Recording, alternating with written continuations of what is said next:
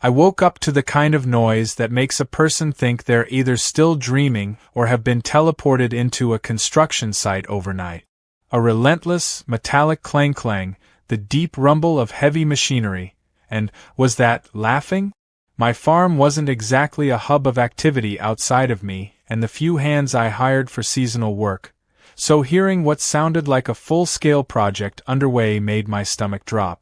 I scrambled out of bed, threw on my boots and practically ran outside, expecting maybe a broken fence or a collapsed barn wall. But no. Oh no, it was something far worse. Right there, smack in the middle of my east field, where I had painstakingly prepared the soil for next season's crops, was a massive, half-dug hole complete with rebar, wooden framing, and workers pouring concrete like they were building the foundations of a new civilization. And standing in the middle of it all, sipping a mimosa under a ridiculous sun hat, was Karen. It took a full 10 seconds for my brain to process what I was seeing. My field. My land. My future crops. And this woman, my brand new neighbor, had decided to build a freaking swimming pool on it. Without asking. Without permission. Like she had just woken up one day, looked at my farm, and thought, oh wow, what a perfect place for my personal luxury resort.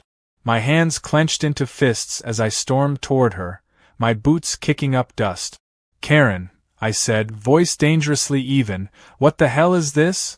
She barely turned to acknowledge me, lifting her sunglasses with an expression that made it seem like I was inconveniencing her. Oh, morning, farmer, she said in that sing-song voice that people use when they think they're about to charm their way out of consequences. Isn't it fabulous? The workers are making such great progress. She gestured around at the men who, upon seeing me approach, had started slowing down, casting nervous glances my way. I took a deep breath, trying to keep my composure, though the sight of hundreds of gallons of water being pumped into a freshly dug hole on my farm was doing a great job of pushing me straight into madness. Karen, I said again, slower this time, as if talking to an unusually dense toddler, this is my land. You cannot build a pool here. She actually had the nerve to laugh. Oh, relax, she said, waving a dismissive hand. We needed a spot with the best sunlight, and your farm has so much land. It's not like you were using this patch for anything important. Besides, don't farmers like, I don't know, irrigation or whatever? She laughed again, as if she had just told the funniest joke in the world. I stared at her, feeling my blood pressure spike. Irrigation? I repeated, voice dangerously low. You think this? I gestured wildly at the hole, the construction equipment, the absurdity of the entire situation. You think this is irrigation? She rolled her eyes, clearly annoyed that I wasn't marveling at her ingenuity. Well, my husband and I wanted a pool, she said, taking another leisurely sip of her mimosa. And honestly, farmer, wouldn't it be nice to have a little neighborhood luxury? You could even use it sometimes. I had to physically stop myself from combusting on the spot. I don't want a pool, I said, gritting my teeth. I want my land back. Karen sighed like I was the unreasonable one. Look, the construction is almost done, and I already sent out invitations for our pool party next weekend, she said. It would just be so awkward to stop now. I mean, think of the social impact. You wouldn't want to be the mean neighbor, would you? I blinked. Karen, I said slowly, you built an entire in-ground pool on my farm without asking, and you're throwing a party? She grinned, as if she had just executed the most brilliant maneuver in human history. Of course. It'll be a welcome to the neighborhood celebration. You should come, bring some of that homemade cider of yours. My brain short-circuited.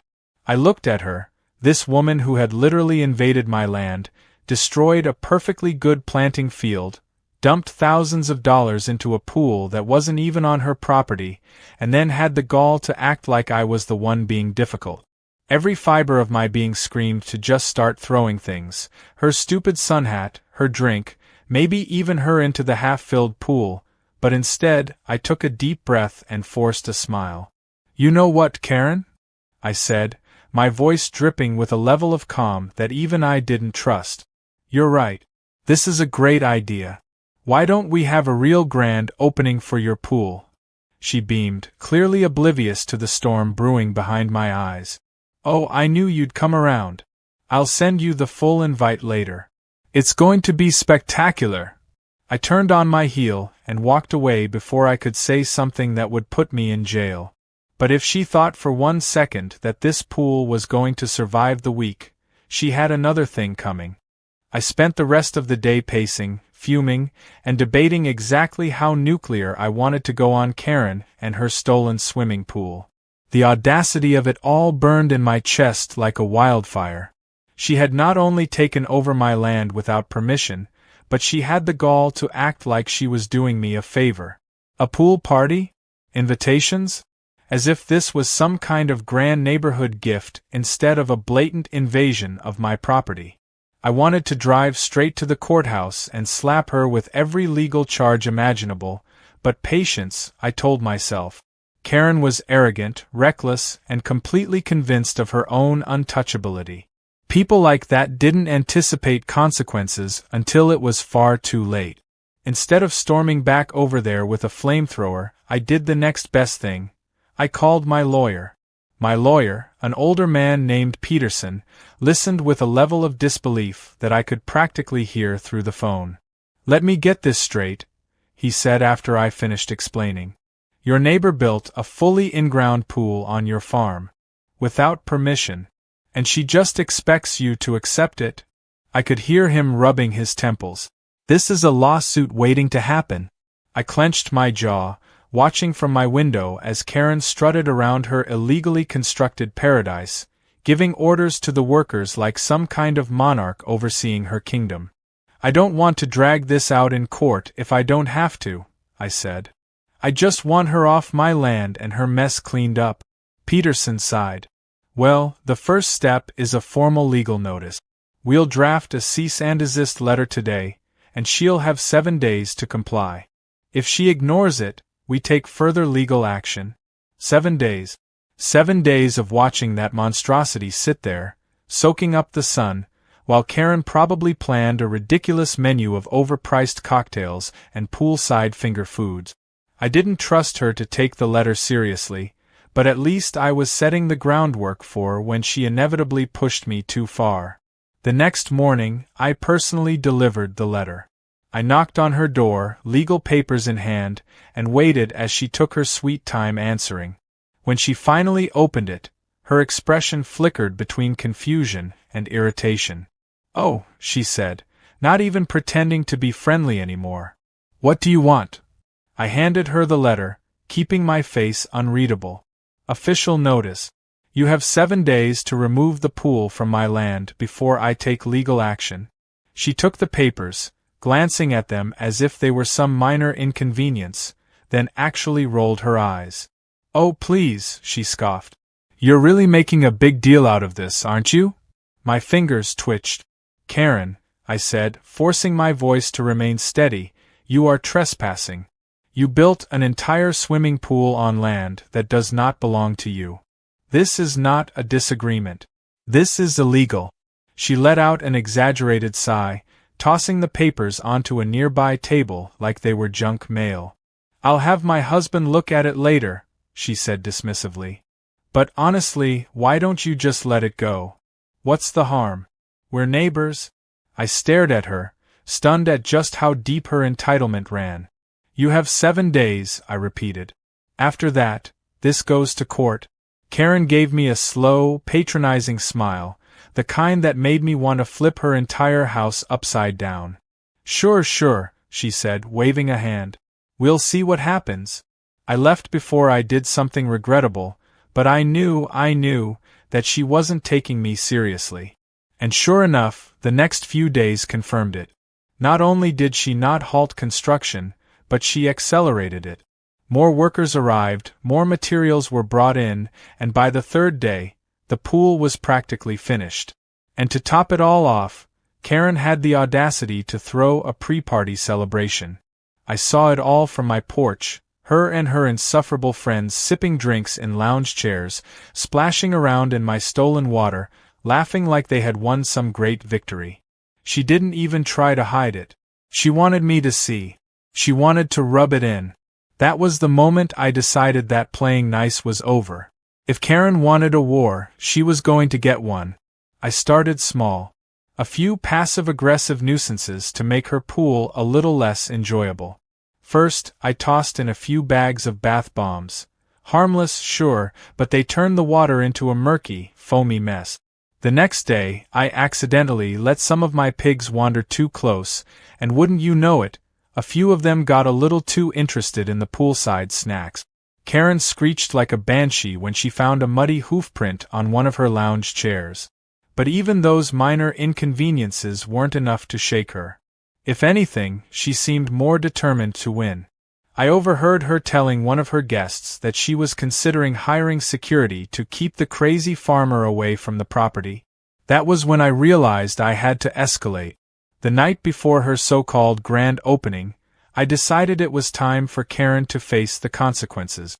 I made a few calls, got everything in order, and waited for the perfect moment. When the clock struck midnight, I made my move. While the rest of the world slept, I took action. Karen had built her little empire on stolen land, but she had made one critical mistake. She assumed I wouldn't fight back. That was about to change. The night air was crisp, and the only sound that filled the farm was the distant hum of crickets and the soft rustling of the trees.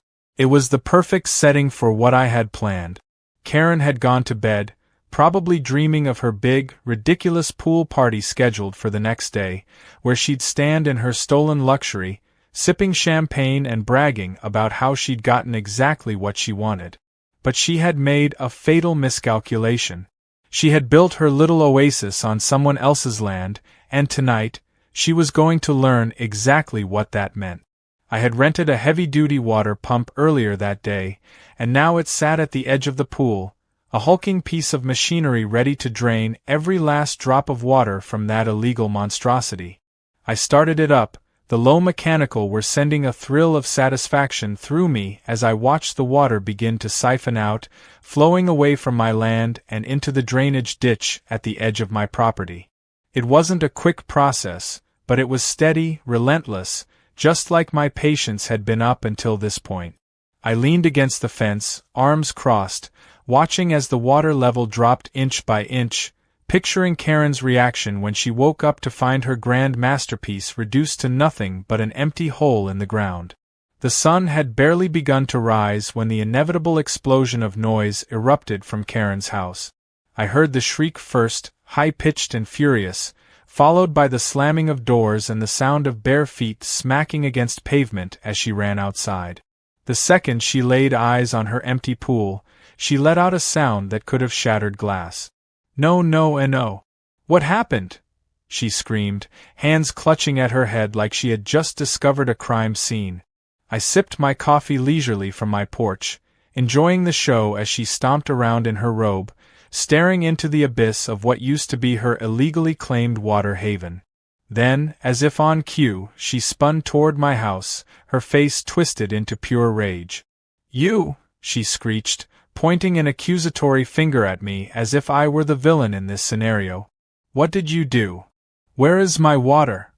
I stood up, stretching a little for dramatic effect before walking over to the fence. "Oh, you mean the water that was illegally sitting on my land?"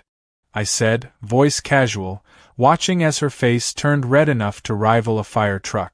"Yeah, I drained it." "You're welcome." Karen's jaw practically unhinged as she sputtered, trying to form words but too blinded by fury to string together a coherent sentence. Finally, she stomped her foot like an overgrown toddler and screamed, "You can't just do that. That's my pool." I raised an eyebrow. "On my land," I reminded her. "Which means it was my water, technically. And I didn't recall giving you permission to flood my property with your personal resort." She let out a frustrated screech, pacing in a small circle before whipping out her phone. "I'm calling the police," she declared triumphantly, as if she had just revealed some masterstroke of a plan. "You destroyed my property, and you're going to pay for it."